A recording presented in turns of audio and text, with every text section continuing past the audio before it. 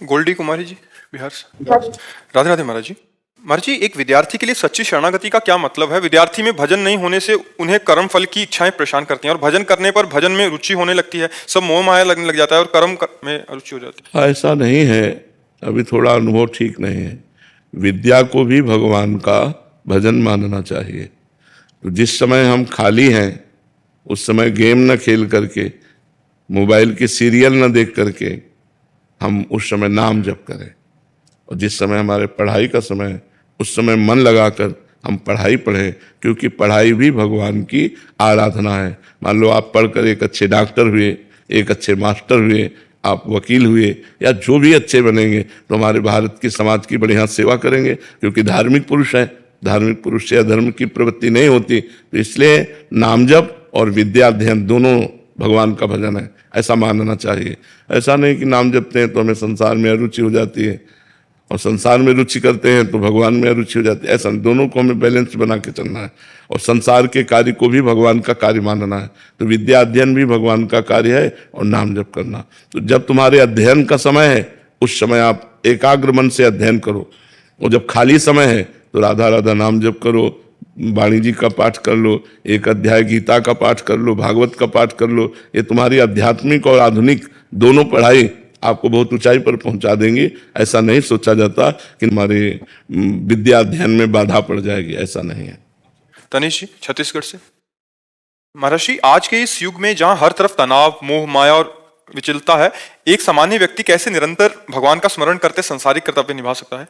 भगवान के नाम में इतनी सामर्थ्य है कि एक 5 वर्ष का बालक प्रहलाद एक महातपस्वी, महाबलवान त्रिभुवनपति हिरण्यकश्यप के द्वारा विघ्न उपस्थित करने पर किसी भी विघ्न से पराजित नहीं हुआ।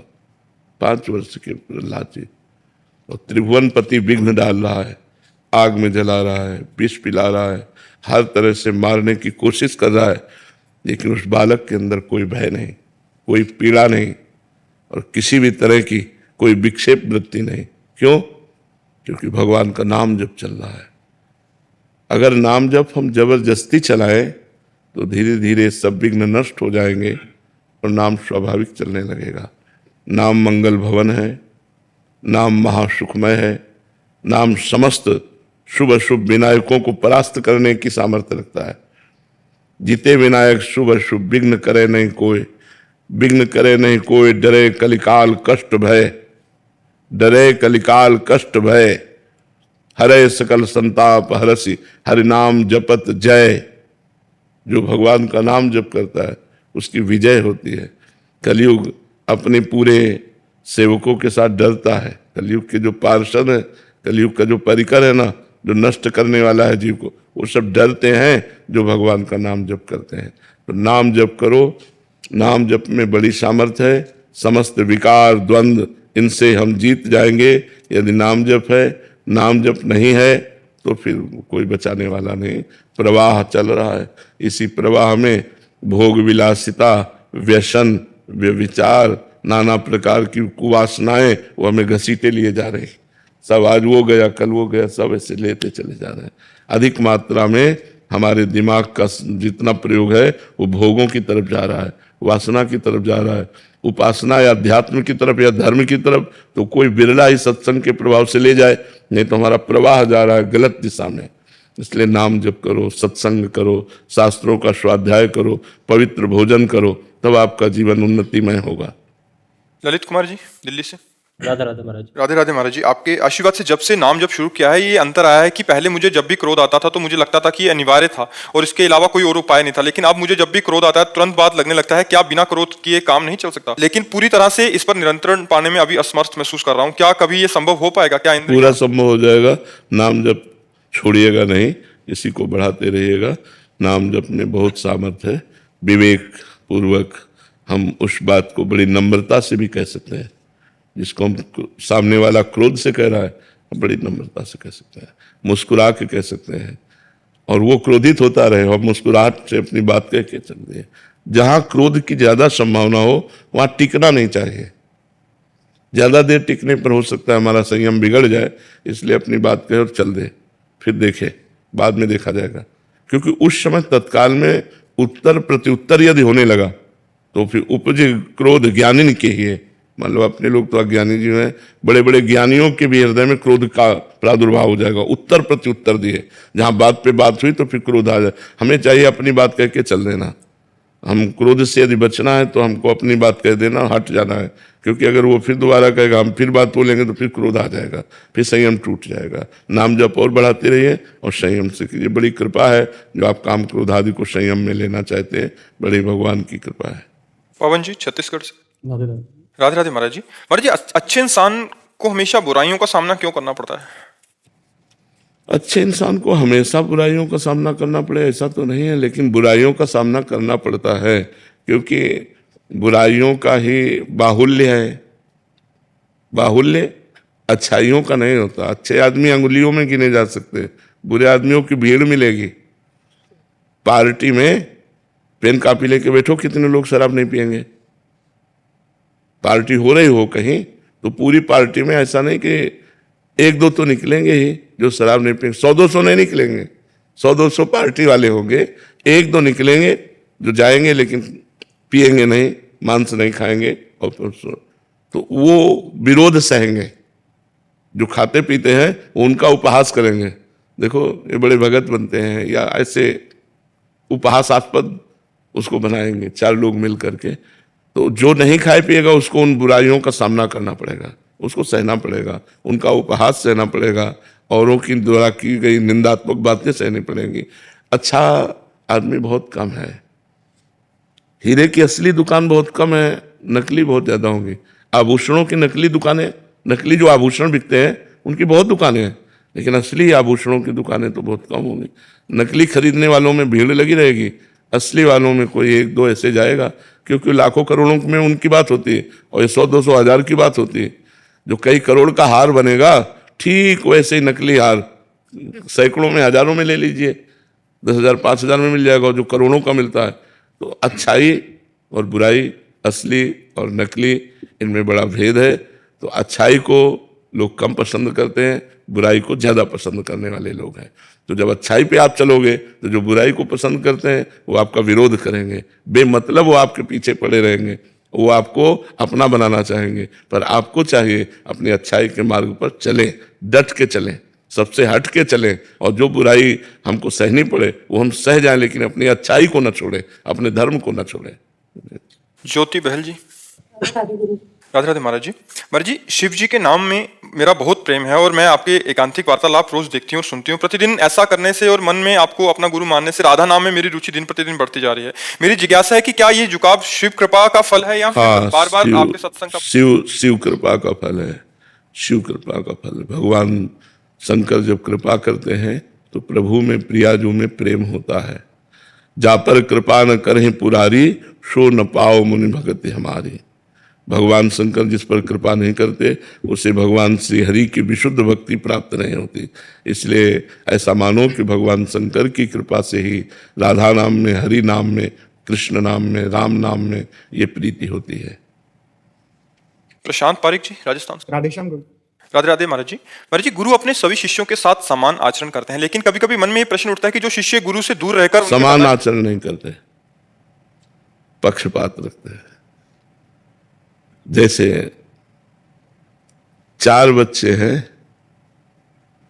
और उनमें से एक बच्चा केवल गुरु की आज्ञा का पालन करता है, गुरु के अधीन है, गुरु की सेवा में रहता है, और 3 हैं कि अपने मन के अनुसार जो गुरु की बात अच्छी लगी वो स्वीकार किया, नहीं ऐसे चल रहे। तो गुरु जब प्यार करेगा तो चारों को बराबर दिखाई देगा, लेकिन अंदर का जो प्यार होगा वो उसमें ज्यादा होगा, उसमें पक्षपात होगा, उसमें पक्षपात हो। आपसे गलती पड़ेगी तो आपको उपदेश करके डांट देंगे, और उससे गलती पड़ेगी तो आगे हो जाएंगे, उसको पीछे करके स्वयं आगे हो जाएंगे कि दास की गलती स्वामी की गलती मानी जाती है, आप मुझे क्षमा कीजिए या दंड दीजिए, सेवक से जो गलती हुई वो मेरे से ही गलती हुई। ये पक्षपात ऐसा भगवान में भी देखा गया। भगवान को समदर्शी कहा गया है, लेकिन भक्तों के पक्षपाती कहा गया है। समदर्शी तो है ही, लेकिन वो लोक दृष्टि में, प्रेम दृष्टि में पक्षपाती हो जाते हैं, अपने भक्त का पक्ष स्वीकार कर लेते हैं। जय अग बधेव व्याध जिमि बाली, सोई सुकंठ पुनि कीन कुचाली, सोई करतूति विभीषण केरी, सपने हो राम न तिन तन हेरी, जन अवगुण प्रभु मान न काऊ, दीन बंधु अति मृदुल स्वभाव। वही प्रभु इष्ट है, वही प्रभु गुरु है, तो वैसे गुरु में स्वभाव। अश्विनी शर्मा जी। राधे राधे महाराज जी। महाराज जी, बिजनेस और व्यक्तिगत जीवन में धोखा और तिरस्कार मिलने पर क्रोध आता है, पर कंट्रोल भी हो जाता है, पर इसे मैं शून्य पे कैसे ला सकता हूँ? नाम जब चल रहा है और बढ़ाते रहिए, इसी से यही औषधि है। एक नाम जप ही एक औषधि है जो बड़े से बड़े क्रोध और छल कपट प्रहार इन सब से हमको बचा करके सुरक्षित रखता है। आपका जो बुरा करे उसका भी भला करने की इच्छा उत्पन्न कर देता है नाम जप। आपका जो बुरा करे उसका बुरा ना करने की, उसका भला करने की इच्छा आपके अंदर जागृत हो जाएगी ईमानदारी से कि इसका भला कैसे हो। यही नाम जप का प्रभाव है। नाम जप में असीम सामर्थ्य है। जो अनंत महिमाशाली भगवान के सद्गुण हैं वो सब सद्गुण नाम साधक में प्रकट कर देता है। भगवान में असीम क्षमता है, तो असीम क्षमता वाले भगवान को भी घसीट कर भक्त के हृदय में प्रकाशित कर देना, ये नाम का प्रभाव है। तो नाम ही से बढ़कर के नाम है, इसलिए हम नाम और बढ़ाएं और जपें तो हमारे अंदर आध्यात्मिक शक्ति बढ़ेगी और आध्यात्मिक क्षमता में ही इन काम क्रोध लोभ आदि को सहने की सामर्थ्य है। इसलिए खूब नाम जप कीजिए। बड़ी कृपा है भगवान की जो आप नाम जप कर रहे हैं और अध्यात्म में चल रहे हैं। जीवन की सार्थकता इसी में है, जीवन की सार्थकता है, इन भोगों की सार्थकता नहीं।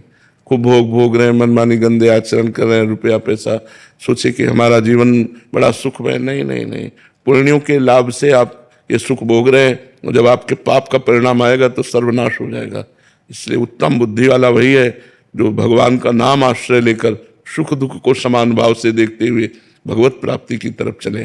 काम क्रोध आदि दोषों को अपने कब्जे में करते हुए भगवान की तरफ चले, उनके कब्जे में ना हो जाए। काम क्रोध आदि के अधीन हो जाने पर हमसे पापाचरण हो जाता है, हिंसा हो जाती है, बड़े बड़े दोष हो जाते हैं। इसलिए उत्तम बुद्धिमान वही है जो भगवान का नाम का आश्रय लेकर इन विकारों को अपने अंदर ही अंदर सहन कर जाए, उनको अंदर ही अंदर नष्ट कर दे, वो विकार अपना प्रभाव न दिखा पावे। जी कुसुम जी। राधे राधे महाराज जी। गुरुदेव भगवान, मैं पिछले 2 साल से आपका सत्संग सुनती हूँ और नाम जप करने का भी प्रयास कर रही हूँ। मेरा मन बहुत ज्यादा चंचल है महाराज जी, नाम जप करते समय टिकता ही नहीं है, तब बहुत परेशान हो जाती हूँ, मेरे मन नेगेटिव विचार करने लग जाता है। कोई बात नहीं, चाहे जितना चंचल हो, भाग के जाएगा कहाँ? क्या मेरे आज्ञा के बिना मन कुछ कर सकता है? आप विचार करो। हमारा मन कह रहा है कि हमें रसगुल्ला चाहिए, हमने कह दिया नहीं, तो क्या वो दुकान चला जाएगा, वहां से रसगुल्ला ले आएगा और वो खा सकेगा? आप बताओ हमें। नहीं खा पाएगा ना, क्योंकि जब तक हम नहीं आदेश करेंगे तब तक हमारा मन कुछ नहीं कर सकता। हम आदेश बहुत होश में करें। मन का स्वभाव है चंचल, मन भागता है, भजन करते समय भी भागेगा जब तक निष्पाप नहीं हो जाता। जब निष्पाप हो जाएगा तो शांत हो जाएगा, चंचलता रहित हो जाएगा। जब तक मलिनता है तब तक चंचलता और उसमें विविध प्रकार के संकल्प भोगों के उठते रहते हैं। हमको जांचना है, यदि मन सही बात कह रहा है तो हमें तुरंत दस्तखत कर देना है।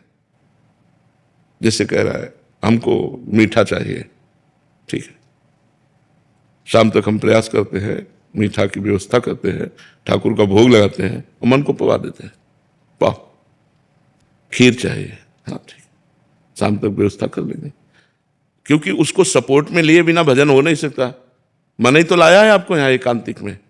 अगर मन अभी उठ के चल दोगे, अभी उठ के चल दोगे, बीच में उठ के चल दोगे, मन ही तो लाया है, मन ही तो आपको बैठा ले, मन ही तो भजन करवा रहा है। तो मन का जो पार्ट गंदा है वो बात हम ना माने। एक पार्ट मन का बहुत गंदा है जो बहुत गंदी गंदी बातें, गंदे गंदे दृश्य, गंदा व्यवहार, गंदी क्रियाएं करने के लिए लालायित है, हमको उसकी बात काटनी है। मन जब गंदी बात स्फुरना करे तो ना किसी हाँ मत करो, ना ना ना। और जब धर्म संग चलो वृंदावन, हाँ हाँ चलो एकांतिक सुनते हैं, हाँ बिल्कुल चलो चलो चलो बिहारी जी, हाँ चलो बिहारी जी। उसका जो अच्छा पार्ट है उसमें उसको सपोर्ट करें, जो उसकी गलत मांग है, गलत बात है, उसका हम निषेध करें, तो धीरे धीरे हम अच्छाई बढ़ाते चले जाएं और बुराइयों पर काबू पा सकते हैं। धीरे धीरे मन चंचलता रहित हो जाएगा। धैर्यपूर्वक नाम जप करते रहें और मन की गलत सलाहों पर न माने, उन पर दस्तखत ना करें।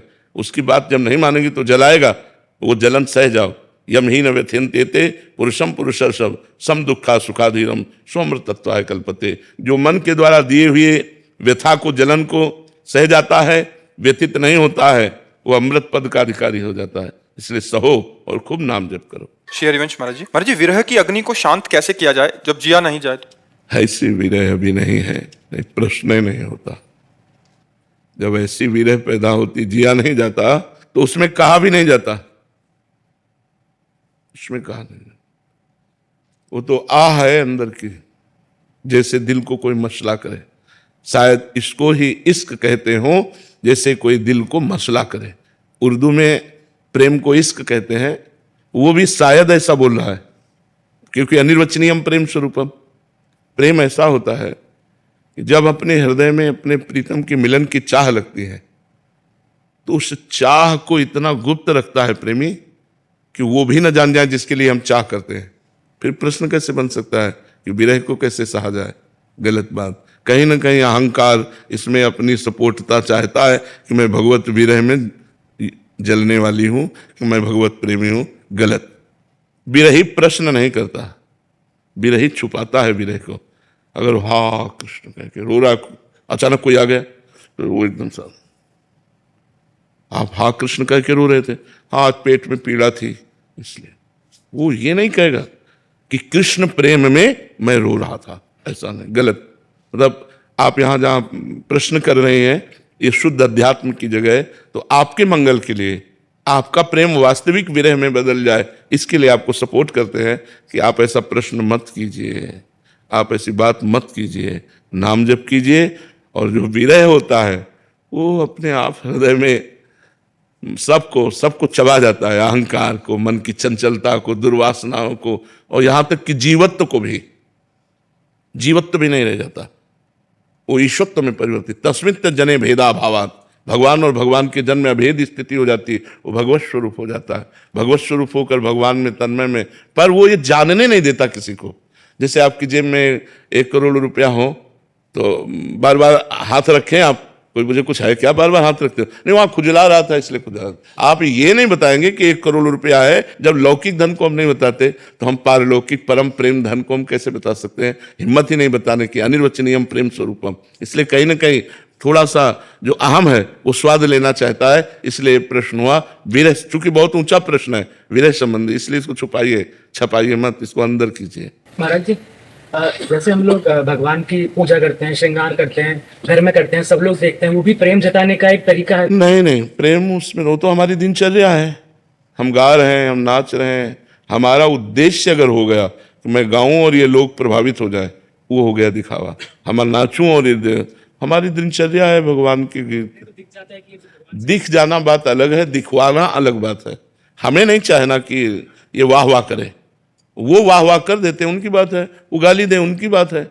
हमारा उद्देश्य नहीं। तो बैठे अपना भजन कीर्तन हो रहा, श्री जी का श्रृंगार हो रहा, आरती हो रही, नाच रहे, कूद रहे, भगवान का जस गा रहे। हमें दिखाने का उद्देश्य नहीं है, हमारा उद्देश्य है अपना स्वयं दिनचर्या करना। हमारी ये दिनचर्या है, दिखावा नहीं है।